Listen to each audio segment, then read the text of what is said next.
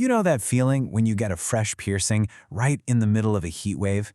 It looks absolutely killer for your summer aesthetic, right? But we really need to talk about the biology of what's actually happening there. Basically, a new piercing is an open wound. And while it usually takes a solid 6 to 12 weeks to properly heal up, the summer environment, oh man, it is an absolute battleground for that fresh skin. So, today in this explainer, we're going to build the ultimate summer piercing guide. We're breaking down the absolutely critical differences between normal, everyday irritation and a downright dangerous infection. And we're drawing all of this directly from clinical wound healing guidelines. Okay, let's dive right into this. If you're currently panicking over a red, swollen piercing, just take a deep breath. We've got a triage roadmap to get through this together. We're going to cover the summer piercing problem, irritation versus infection, summer's sneaky imposters, when to seek help, and finally some classic piercing aftercare FAQs. All right, starting us off section 1, the summer piercing problem, and exactly why July is just so much harder than January. So why is healing a fresh piercing in July so much tougher than doing it in the dead of winter? Well, your skin is super vulnerable right now, and the summer climate brings this kind of perfect storm of environmental stressors that just don't team up like this at any other time of the year. It's what we call the summer triad. First up, heat. Heat causes vasodilation, which is really just a fancy clinical way of saying increased blood flow and swelling. So a piercing that might only drain fluid for, say, 3 days in the winter, that might drain for 5 or 6 days in July. Second, we've got sweat. Now, sweat itself is actually sterile when it leaves the gland, but as it rolls across your skin, it acts like a microscopic taxi. It picks up Staphylococcus bacteria and delivers a heavy payload right into your healing piercing channel. Yikes. And finally, water exposure. Whether you're in a pool or a lake, water totally strips away that protective plasma crust and introduces a whole new host of bacteria. Hate to break it to you, but there is literally no such thing as sterile swimming water. Moving right along to section 2, irritation versus infection, the clinical triage framework. Because of that summer triad we just talked about, your piercing is going to get angry. No doubt about it.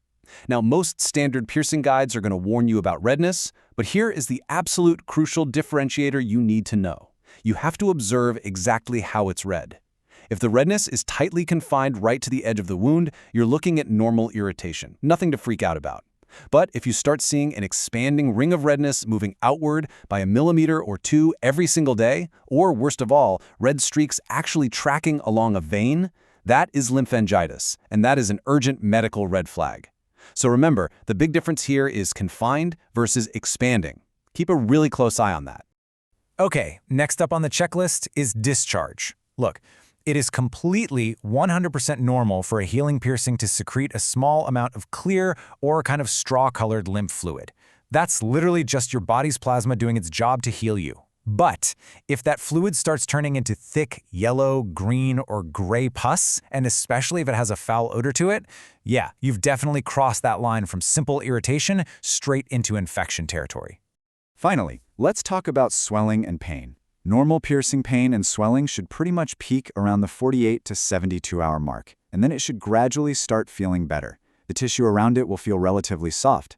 But, and this is a big but, if you are past day 4, and the pain is actually getting worse, like if it becomes this deep, pounding pain that's literally waking you up in the middle of the night, and the skin around it looks all tense and shiny, that's a huge sign of an infection, building up pressure under the skin. All right, let's look at section 3, summer's sneaky imposters. What mimics an infection? So, what exactly happens when your piercing looks totally awful, but is actually completely sterile? Well, sometimes you get reactions caused by totally normal summer activities that perfectly mimic the early signs of an infection. Let's take the classic heat rash, clinically known as miliaria. People see this and immediately panic, thinking infection. But if you look closely at the symptoms, what you'll see are these tiny, itchy, really uniform bumps around the wound, not actually coming from inside it. This usually happens when heavy, thick ointments end up blocking your sweat ducts during the summer heat. The fix for this one is super easy. Just stop using that heavy ointment, switch over to a light, water-based moisturizer, and just cool the area down. Simple as that. There's no pus, no actual infection, just trapped sweat. Another major imposter to watch out for is the phototoxic sunscreen reaction. Picture this. You slap on some sunscreen to protect your brand new piercing, you head out into the sun, and boom, within a few hours, it's burning, stinging, and turning bright red. Honestly, this isn't an infection at all, it's a chemical burn. An actual infection takes days to build up, but this happens in mere hours. So, the golden rule of piercing guides here is that healing skin should have absolutely zero sunscreen on it for the first 4 to 6 weeks. None. You just need to keep it covered with loose, breathable clothing instead. Okay, Section 4. When to seek help, the definitive action plan. So, you've assessed your symptoms and you've ruled out those sneaky imposters. Now, when is it actually safe to treat this thing at home, and when do you need to drop everything and escalate to a professional? Well, home care is perfectly fine if your symptoms match this exact checklist. The redness is strictly confined to the hole, the discharge is totally clear, the pain is getting a little better every day, and you feel completely fine with zero fever. If you can confidently check all those boxes, you're good. Just clean the area twice a day with sterile saline, keep it dry, keep it cool, and for the love of all things holy, stay out of the swimming pool. You are completely on the right track. But what if you suspect you have an actual, real-deal infection?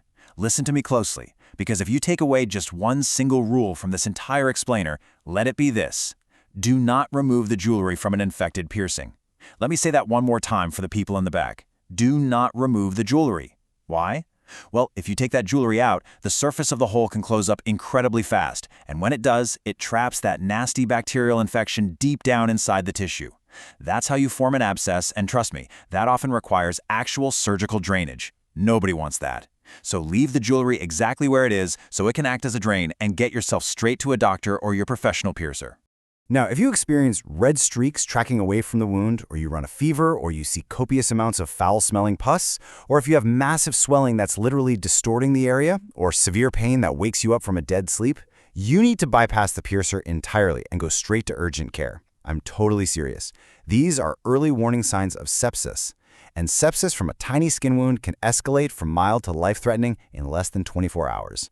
Never, ever gamble with these kinds of symptoms.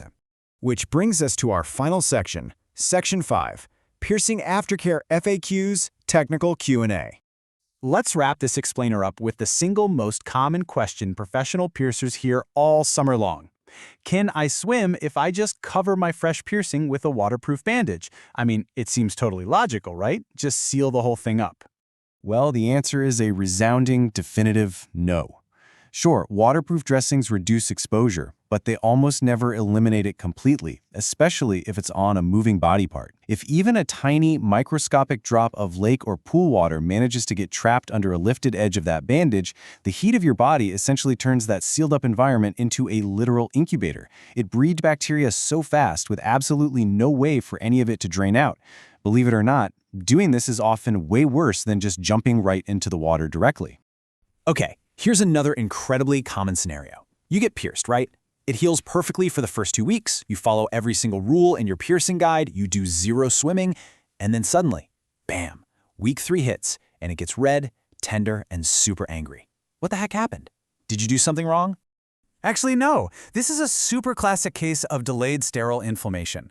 Right around week 2 or 3, these tiny microscopic pieces of dried crust and debris can easily get dragged inside the piercing channel.